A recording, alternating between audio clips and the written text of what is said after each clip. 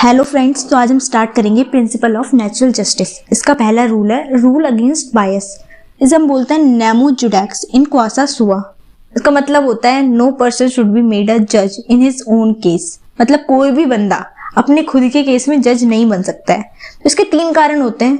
पहला होता है पिक्यूनरी मैटर्स। पिक्यूनरी मैटर्स में क्या होता है, इफ जज include financial interest so he will be disqualified bye जज।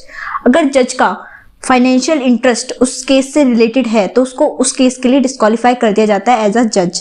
और सेकंड हमारा आता है पर्सनल मैटर। पर्सनल मैटर में क्या होता है, इफ जज is personally interest someone is your family member it create partiality show disqualified bye जज। इसमें क्या होता है, जज का पर्सनल इंटरेस्ट अगर उस केस से रिलेटेड है तो उस टाइम के लिए जज को डिस्क्वालीफाई कर दिया जाता है, बिकॉज डिसीजन मेकिंग में उसे पार्शियलिटी क्रिएट होती है, क्योंकि वो उसका रिलेटिव हो सकता है, उसका फैमिली मेंबर हो सकता है, इसलिए उस टाइम के लिए उसे डिस्क्वालीफाई कर दिया जाता है। थर्ड होता है सब्जेक्ट मैटर। सब्जेक्ट मैटर में क्या होता है, इफ एनी सब्जेक्ट मैटर जज is interested also he is disqualified as a जज।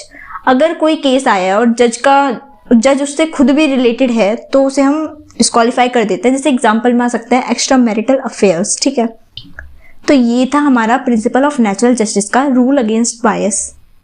Thank you.